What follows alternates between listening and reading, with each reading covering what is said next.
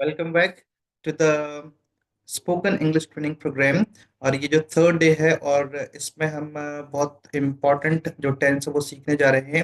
That is present indefinite. जो tense है ना ये बहुत ही ज़्यादा इम्पोर्टेंट है। If I talk about the last two videos, इसमें हमने क्या सीखा था that how to frame sentences without verb, कि सेंटेंसेस जो विदाउट वर्ब उनको कैसे फ्रेम करते हैं, both in past and in present. Present और पास्ट में हम सेंटेंसेस को जो कि दे द सेंटेंसेस तो डोंट हैव वर्ब, एक्चुअली उनके पास में वर्ब नहीं होती है, और उससे हम सेंटेंस को कैसे फ्रेम करते हैं। और ये जो वाला हम सीखने जा रहे हैं that is really very important, वो बहुत इंपॉर्टेंट है। And as you already know that tenses are the fundamentals of know the language, then we should be getting a hang we should be trying to get a hang of the language, and this is only possible if we know the tenses inside out. अगर हम sentences को या फिर tenses को बहुत ही अच्छे तरीके से जानते हैं then it's going to be quite easy for us to build good spoken English, right? तो without any further delay let me dive straight into the video. So wait for a while. I'm just sharing the screen so that you can see. Now this is the tense, right? हम इस tense को हम सीखने जा रहे हैं। Wait for while. Okay, so ये क्या है? सिंपल प्रेजेंट है भी बोलते हैं इसको, और this is now present indefinite tense. ये प्रेजेंट इंडेफिनिट है and this is really very important, ये बहुत इंपॉर्टेंट भी है। So the points we must know before we start framing sentence with this particular tense. तो जो पॉइंट्स हैं वो हमें बहुत जरूरी है इनको जानना, बिकॉज ये वो सिचुएशंस है जहाँ पर हम इसका यूज कर सकते हैं। For example, if we talk about this very, let me change the pen. See this. So ये जो पॉइंट अगर हम फर्स्ट की बात करते हैं, see this, इसमें क्या लिखा हुआ है? This tense is used to talk about routine, facts and universal truth. अगर हम बात करते हैं रूटीन की, for example if I talk about my daily routine, तो मैं कौन सा टेंस का यूज करूंगा? मैं प्रेजेंट इंडेफिनिट का यूज करूंगा। अगर मुझे फैक्ट्स वगैरह की बात करना है, for example the water boils at 100 degree Fahrenheit, तो ये क्या होगा? It's a fact, right? So अगर मुझे फैक्ट की बात करना है, so I will simply be using present indefinite, मैं प्रेजेंट इंडेफिनिट का यूज करूंगा। अगर मुझे यूनिवर्सल ट्रूथ की बात करना है, for example the sun rises in the east, it's a universal truth, तो मैंने किसका यूज किया? मैंने प्रेजेंट इंडेफिनिट का यूज किया। सेकंड पॉइंट क्या होता है? जब भी हमें हैबिचुअल एक्शन की बात करना होता है, for example he always lies, so this is habit, he does it out of habit. ये हैबिट है उसकी कि वो हमेशा झूठ बोलता है।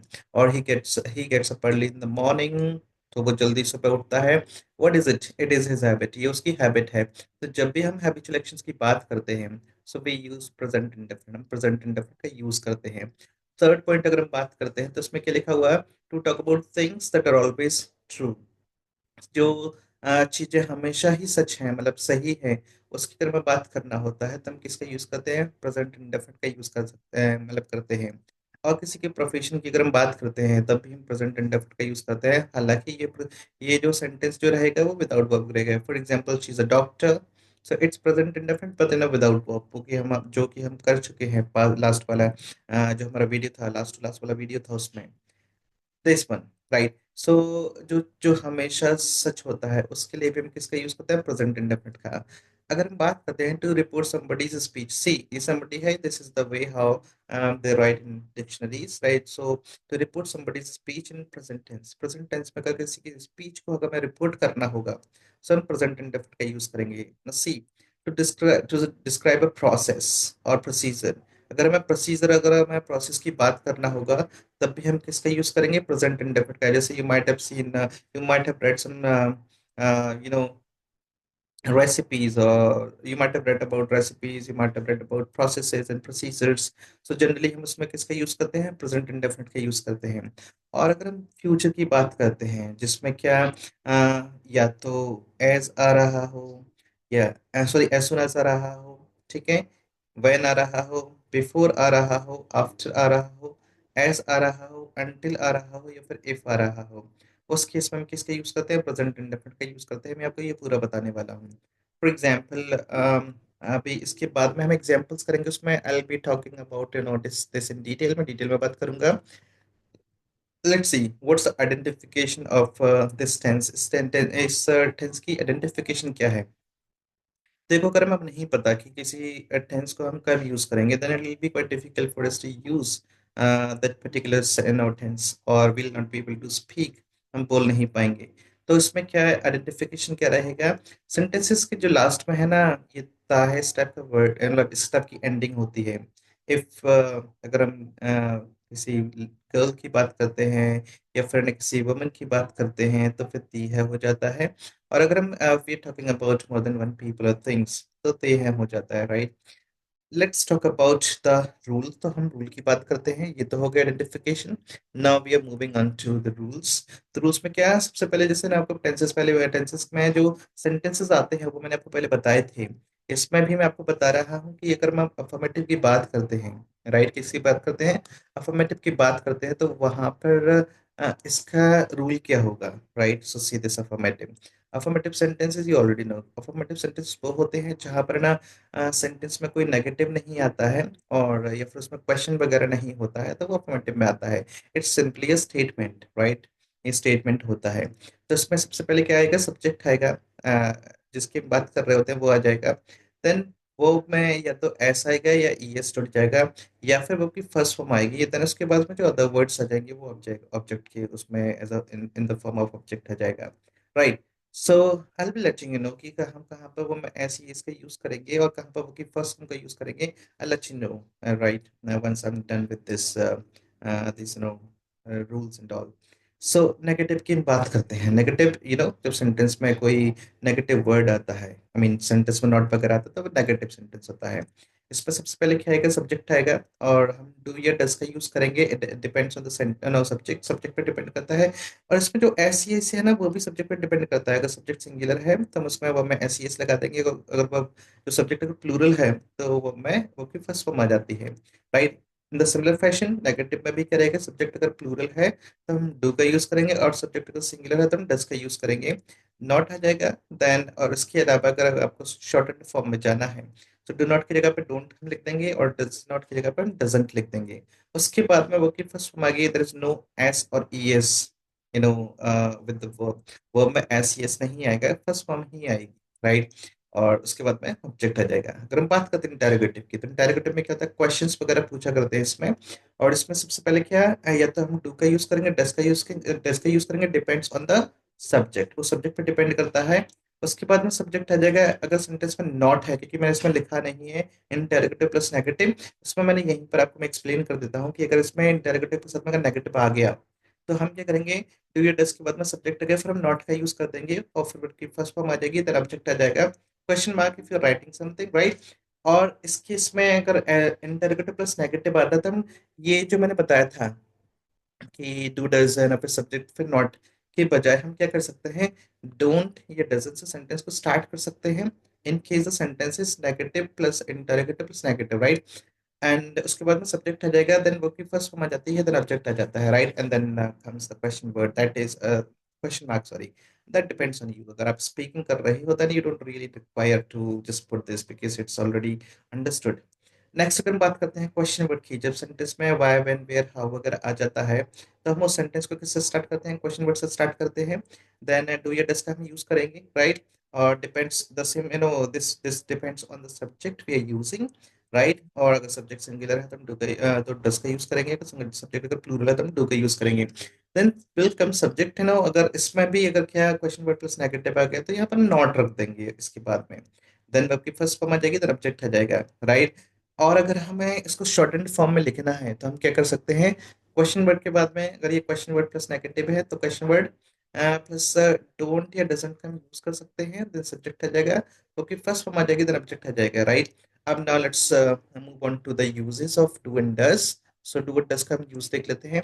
डू का यूज हम किस किस के साथ में करते हैं, डू का यूज हम करते हैं आई के साथ में, वी के साथ में, यू के साथ में, दे के साथ में, दीज के साथ में, दोस्त के साथ में, एंड जितने भी प्लूरल्स हैं उनके साथ में हम डू का यूज करते हैं। Let's move on to the next helping verb, that is does, right. So does किसके साथ में आता है, ही के साथ में आता है, शी के साथ में आता है, इट के साथ में आएगा, दिस के साथ में आएगा, दैट के साथ में आएगा, और एनी नेम अगर कोई नाम आ गया, if we are talking about one person, right, तो हम डज का यूज करेंगे, राइट। अगर जो भी सिंगुलर्स रहेंगे उन सभी के साथ में डज का यूज होता है। नो सी, जो हमने ऊपर पढ़ा था ना, क्या पढ़ा था कि वर्ब में एस ई एस आएगा। तो वर्ब में एस ई एस किन के साथ में आएगा, जो भी हमने डज वाले एग्जाम्पल देखे हैं ना अफर्मेटिव में, अफर्मेटिव वाले केस की बता रहा हूँ मैं, कि जो भी डज के साथ में जो मैंने एग्जांपल्स बताए हैं, इन सभी के साथ में अफर्मेटिव में वर्ब में एस यस आएगा। और जो भी मैंने डू के साथ में ये बताए हुए हैं, राइट, ये प्रोनाउंस मैंने बताई हुई हैं, इनके साथ में अफर्मेटिव में वर्ब की फर्स्ट फॉर्म आएगी, right. So that's the, I think this is the simplest thing to keep in mind, बहुत ही इजी होता है। or if you want to master it, so there is one single formula, you can say mantra, that you start speaking and practicing with these rules, then you'll find that it's quite easy, and you'll find yourself to be comfortable with the language, right? बहुत ही आसान हो जाएगा आपको बोलना इनके साथ में। now see the examples, अब अगर हम examples को देख लेते हैं कि examples में हम कैसे इनका यूज करेंगे। देखो फर्स्ट एग्जाम्पल में मैंने क्या लिखा हुआ है, मैं रोज स्कूल जाता हूँ।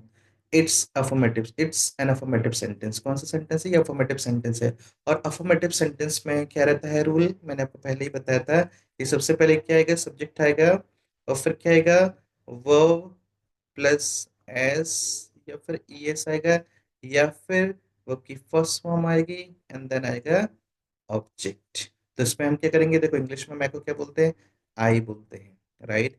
और यहाँ पे क्या लिखा हुआ है, रोज स्कूल जाता हूँ, तो उसके बाद में हमें क्या रखना है, वर्ब को रखना है। और आई के साथ में वर्ब में क्या आता है, वर्ब की फर्स्ट फॉर्म आती है, राइट। तो क्या जाएगा, आई गो, कहाँ पर जाता हूँ, टू स्कूल। एंड कब जाता हूँ, every day, I go to school every day. Second पर हम मूव करते हैं, तो हमने क्या देखा यहाँ पे, लिखा हुआ है, वो मॉर्निंग में ब्रेकफास्ट करती है। ऑब्वियसली मॉर्निंग में ही ब्रेकफास्ट को किया जाता है। तो इसमें क्या करती है, मतलब we are talking about a girl, right. So इसमें क्या आ जाएगा, शी से हम यूज करेंगे इसका, and this sentence is affirmative, affirmative है ये। तो वो में ऐसे ही आएगा बिकॉज शी का यूज हो रहा है। तो ब्रेकफास्ट करने को क्या बोलते हैं, ईट ब्रेकफास्ट बोलते हैं, हैव ब्रेकफास्ट बोलते हैं। You can go with any, no any, so मैंने यहाँ पे ईट का यूज कर दिया। तो ईट के साथ में क्या आया, ऐसा है बिकॉज इट्स अफर्मेटिव, और शी के साथ में वो में एस यस आता है। सो ईट के साथ में क्या है, ईट्स आ गया, शी ईट्स क्या, ब्रेकफास्ट, कब, in the morning, she eats breakfast in the morning. Next है, वो लोग पार्क में, wait let me scroll it down, उसमें लिखा हुआ है, वो लोग पार्क में फुटबॉल खेलते हैं, right. So now we are talking about them, हम उनकी बात कर रहे हैं, इट्स प्लूरल, ये प्लूरल है। And sentence is affirmative, affirmative sentence है, तो हम किससे स्टार्ट करेंगे, दे से स्टार्ट कर दिया, दे, राइट। और दे के साथ में वर्ब में ऐसी यस नहीं आता है, वो आपकी बेस फॉर्म आती है, फर्स्ट फॉर्म आती है। तो क्या खेलते हैं ना, so they play, what do they play, football. So they play football कहाँ पर, in the park. It's pretty easy to keep these words or to use these structures, but easy है, you can easily put the words in in order, it's quite easy। so मैंने पहले क्या दे का use किया, then उसके बाद verb आ गया, तो प्ले आ गया। क्या खेलते हैं, फुटबॉल खेलते हैं, कहाँ पर खेलते हैं, पार्क में खेलते हैं। So they play football in the park. Next, जब हमें प्यास लगती है तब हम पानी पीते हैं, सो व्हाट इज इट। तो पहले तो देखो सेंटेंस की एंडिंग किस पे हो रही है, ताहे पर हो रही है। इसमें भी ना ताहे पर हो रही है, खेलते हैं, इसमें भी करती है, हो रहा है। और उसमें जो हमने ऊपर देखा था, इसमें क्या देखा था हमने, इसमें देखा था, wait for a while, let me scroll it up. तो इसमें भी हमने क्या देखा है, सी दिस, इसमें भी क्या है, जाता हूँ लिखा हुआ है, इसमें लिखा हुआ है करती है, इसमें लिखा हुआ खेलते हैं। So all these sentences have this one ending that is ता है, राइट। अगर हम बात करते हैं पानी पीते हैं, तो ये भी क्या है, ता है पर खत्म हो रहा है। दूसरा, इट्स अ फैक्ट कि हम पानी कब पीते हैं, जब प्यास लगती है तब। So now let's move on to it. तो उसमें क्या लिखा हुआ है, हम पानी पीते हैं जब प्यास लगती है। तो पानी कौन पीता है, हम पीते हैं। तो हम कैसे, वी को बोलते हैं हम, राइट। सो हम की जगह पर वी आ गया। और वी के साथ में क्या था, वर्ब की फर्स्ट फॉर्म आती है, so we drink, right. What do we drink, water. When, जब प्यास लगती है, so when we are thirsty. No see, जब हमें प्यास लगती है, तो देखो ये भी ताहे पर खत्म हो रहा है, राइट। लेकिन इसमें हमने क्या डूडस यूज क्यों नहीं किया, because it doesn't have any verb, इसकी कोई वर्ब नहीं है। तो हमने क्या किया, वी आर थर्स्टी। सो जब हम प्यासे होते हैं तब हम पानी पीते हैं। सो हम प्यास लगती है, मतलब क्या, व्हेन यू आर थर्स्टी, और व्हेन यू फील थर्स्टी, लेकिन हमें इसमें सिंपल सा लेके सेंटेंस को विदाउट वो बना दिया है। So we drink water when we feel और व्हेन वी आर थर्स्टी।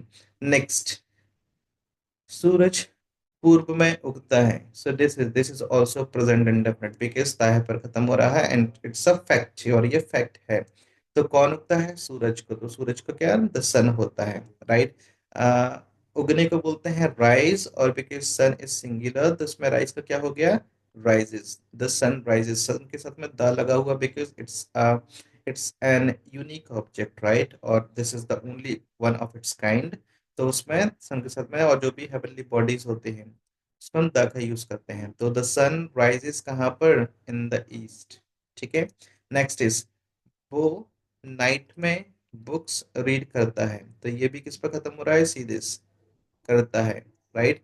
सो वो नाइट में बुक्स रीड करता है, तो कौन करता है, हम उसकी बात कर रहे हैं तो उसको कौन कैसे, ही से वो ही बोलते हैं ही, because it's indefinite, right. Present indefinite में कौन सा है, अफर्मेटिव सेंटेंस है, तो उसमें वो में एस ई एस आएगा। तो ही के साथ में वो में क्या आता है, एस आता है। तो ही रीड्स क्या, बुक्स। कब करता है वो, at night. So he reads books at night. Next one is, dogs जोर से भौंकते हैं, राइट। सो कौन भौंकता है, ये भी देखो ताहे पर खत्म हो रहा है, भौंकते हैं, सी दिस।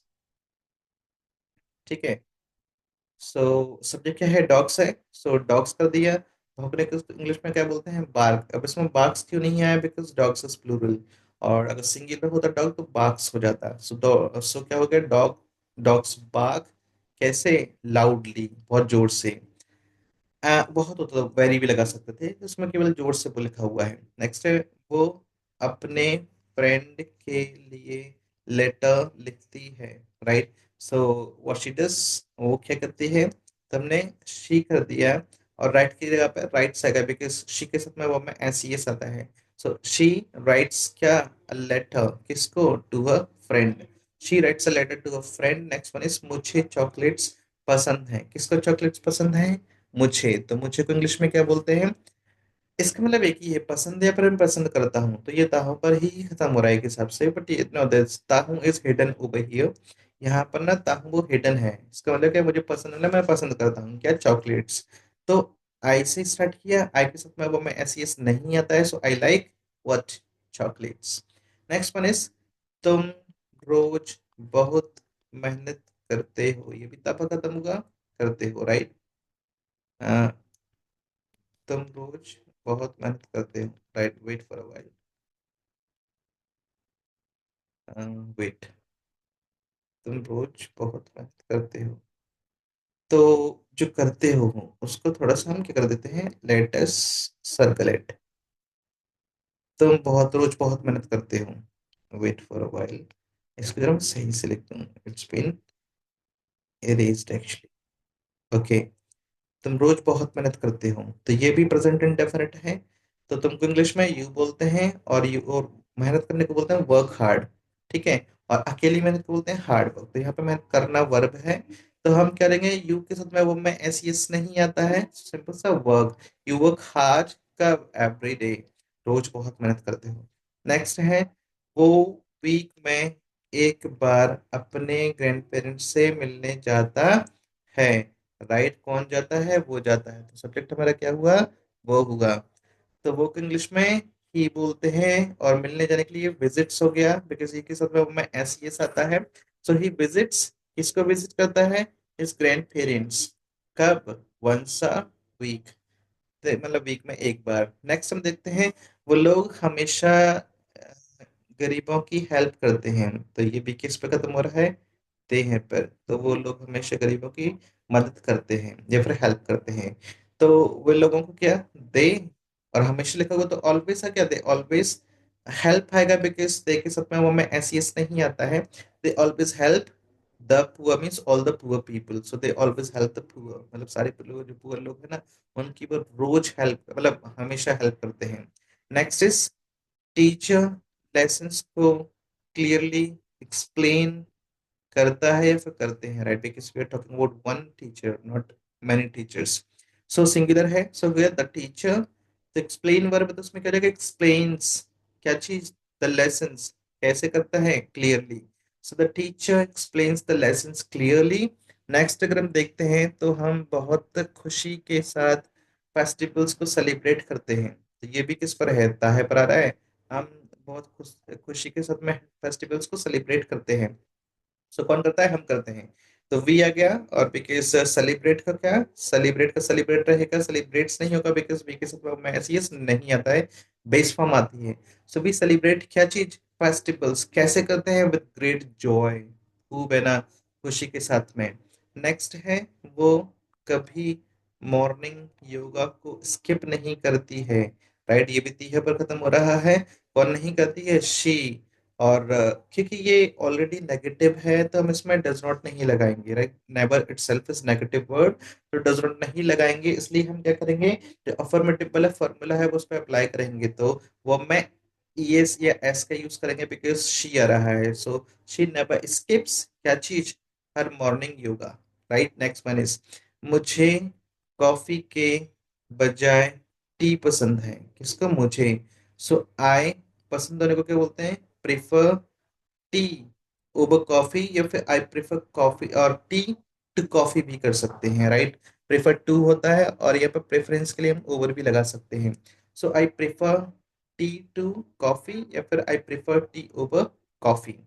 नेक्स्ट इज वो शायद ही एडवाइस सुनती है, मतलब वो मुश्किल है, मुश्किल से ही सुनती है, वो सुनती नहीं एक्चुअली एडवाइस वगैरह को।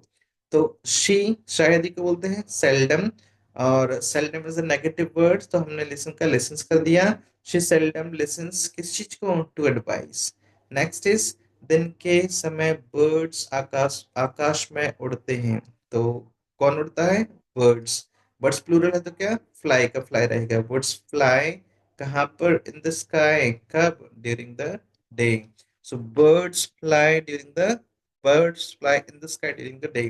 नेक्स्ट इज मेरा भाई घर पर कंप्यूटर्स रिपेयर करता है। ताहे पर आ रहा है, कौन करता है, सब्जेक्ट क्या है, my brother.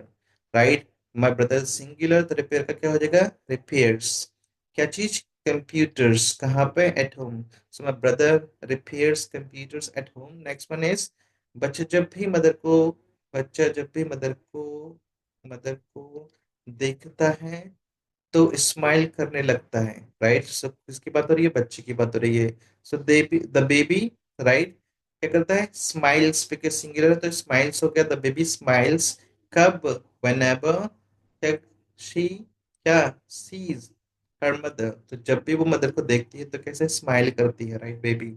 Next one is वो मैनेजर अक्सर प्रॉपर इंस्ट्रक्शंस के बिना काम दे देता है।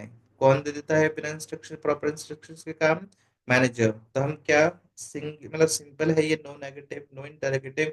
सो हम कहाँ से स्टार्ट करेंगे, द मैनेजर। क्या अक्सर लिखा तो फ्रीक्वेंटली, द मैनेजर फ्रीक्वेंटली काम देने को क्या होता है, या फिर इंस्ट्रक्शन देने को क्या होता है, सॉरी, काम देने को असाइन बोलते हैं। So the manager frequently assigns क्या चीज, टास्क, कैसे, विदाउट प्रॉपर इंस्ट्रक्शंस। राइट, सो असाइंस क्यों आया, because manager is singular, assign is a verb. So the manager frequently assigns task without proper instructions. Next is वो कभी कभार ही मीटिंग्स में गलती एक्सेप्ट करता है। कभी कभार मीन्स हार्डली। सो इसमें क्या आ जाएगा, जो wait for while, let me erase this sentence because this is not correctly done। तो यहाँ पर हम लिखते हैं वेट फॉर अ वाइल। सो कौन, वो कभी कभार, तो हार्डली ही हार्डली एक्सेप्ट्स, एक्सेप्ट्स क्यों, बिकॉज ना ही के साथ में वो मैं सी एस आएगा। He hardly S X no escaped, sorry, accepts क्या चीज, हिज क्या चीज करता है वो, मतलब accept mistakes. He hardly accepts his mistakes कब, ड्यूरिंग द मीटिंग्स। ठीक है, मीटिंग्स में, या फिर in the meetings, in the meetings मतलब मीटिंग्स में वो अपनी मुश्किल से ही गलतियों को एक्सेप्ट करता है। So he hardly accept his mistakes in the meetings, right. Next one is वो वो लगातार अपने काम में परफेक्शन लाने के लिए कोशिश करती है। किसकी बात कर रहे हैं? उसकी बात कर रहे हैं, राइट। सो ये करता लिखा हुआ है। सो ही आ गया, राइट। वेट, ही आ गया। और मुश्किल से ही करता है तो he barely, barely is negative word, right. So he barely acknowledges. This is no this is जो पहले का है वो इसमें आ गया है। So let me erase it. मैं इसको थोड़ा सा इरेज कर देता हूँ। Wait for a while. So I've just erased this sentence। ठीक है। सो इसमें क्या सेंटेंस क्या है? सेंटेंस है वो लगातार अपने काम में परफेक्शन के परफेक्शन के सॉरी वो लगातार अपने काम में परफेक्शन के लिए कोशिश करती है। सो शी, लगातार को कॉन्स्टेंटली बोलते हैं। शी कॉन्स्टेंटली, लगातार क्या करती है? ट्राई करती है, कोशिश करती है। शी कॉन्स्टेंटली अब क्या हो जाएगा? tries tries because this is a simple sentence। I mean this is a affirmative और verb में SES आता है तो she के साथ में SES आएगा। so tries होगा। she constantly tries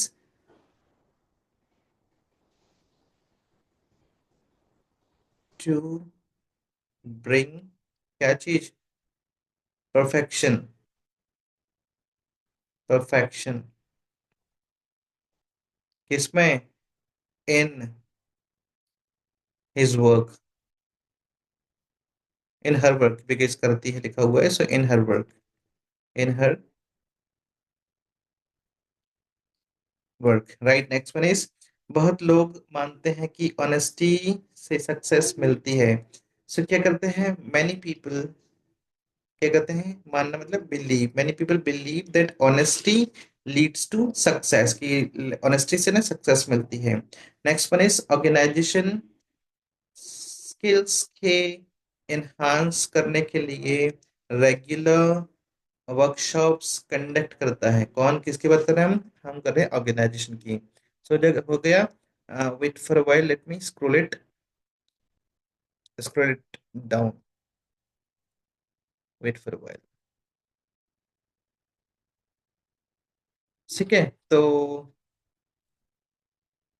थोड़ा सा इसको और एडजस्ट करने दो। यस। सो क्या चीज? ऑर्गेनाइजेशन की बात करें। सो ऑर्गेनाइजेशन क्या करता है? कंडक्ट्स, बिकॉज ऑर्गेनाइजेशन सिंगुलर है तो कंडक्ट्स हो जाएगा। सो ऑर्गेनाइजेशन कंडक्ट्स क्या करता है? Regular workshops. किस चीज के लिए? टू एनहांस स्किल्स, स्किल्स को एनहांस करने के लिए। नेक्स्ट वन इज अक्सर, वेट, सो लिखा हुआ है स्टूडेंट्स अक्सर पंक्चुअलिटी के इम्पोर्टेंस को कम आंकते हैं, राइट। सो क्या हो जाएगा? स्टूडेंट्स अक्सर तो ऑफ्टन अंडर एस्टिमेट। अब इसमें एस्टिमेट्स क्यों नहीं आया? बिकॉज स्टूडेंट्स जो कि प्लूरल है। सो स्टूडेंट्स ऑफ्टन अंडर एस्टिमेट क्या चीज? द इम्पोर्टेंस, किस चीज को? द इम्पोर्टेंस ऑफ, किस चीज को? The importance of, wait for a while. So students often underestimate क्या चीज? द इम्पोर्टेंस को, किस चीज का? Of punctuality. सो उसको बहुत कम आंकते हैं। नेक्स्ट वन इज वो मुश्किल से टीम की असफलता की जिम्मेदारी लेता है। तो मुश्किल से मतलब लेते ही नहीं है। सो हो जाएगा ही रेयरली टेक्स रिस्पॉन्सिबिलिटी, किस चीज के लिए? For his teams failures, right. Next one is next one is chef शानदार डिशेस क्रिएट करता है जो कस्टमर्स को आश्चर्यचकित करती है। So the chef creates exquisite dishes जो क्या करती हैं? that amaze customers। तो इसमें amazes क्यों नहीं आया? because we are talking about dishes जो कि amaze करती हैं। so the chef creates exquisite dishes that amaze customers। next one is philosophers argue करते हैं किस चीज के लिए? कि टाइम कभी किसी का वेट नहीं करता है। तो कौन कौन करता है ऐसा argue? philosophers argue, because plural है, that time कभी नहीं करता तो never आ गया, never waits for anyone. And the last one is scientists her rose wait for a while.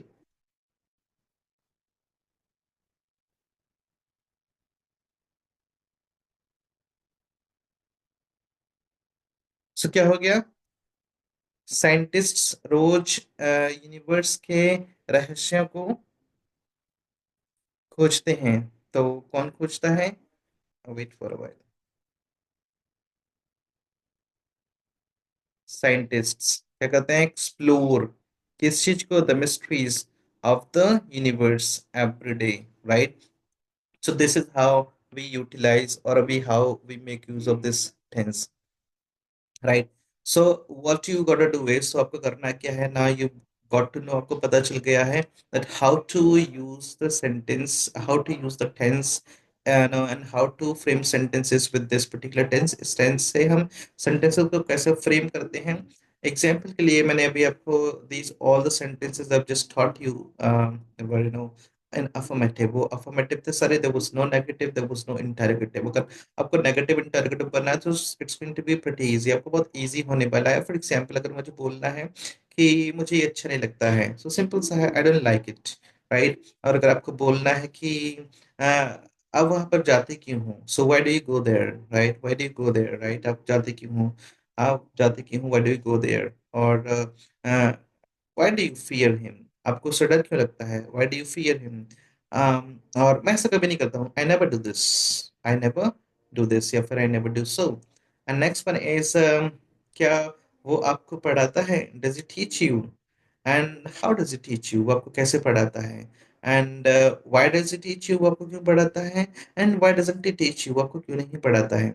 So this is how you can frame sentences. So you have to practise, right? जो मैंने आपको बताया है, if you practice that, if you practice this on regular basis, or I would say consistently, then you would see a lot of different, a lot of improvement in your spoken English. And whenever you get a chance, then never ever miss the opportunity to speak in English. तो कभी आपको English में बोलने की opportunity को miss नहीं करना है, otherwise you would, you you will know the rules actually, but you won't be able to make use of them. तो आप उनका यूज नहीं कर पाओगे। So the best um, way to master the structures is to start speaking and practicing with them, or you to start, writing with them. Writing will help you write well, but it's the speaking which will help you speak well, right? So even though you are good at writing, but if you want to really speak good English, then left to speak, that's the only way out. So that's enough for this video, right? I will see you in the next video with a new lesson, right? Till then, take care.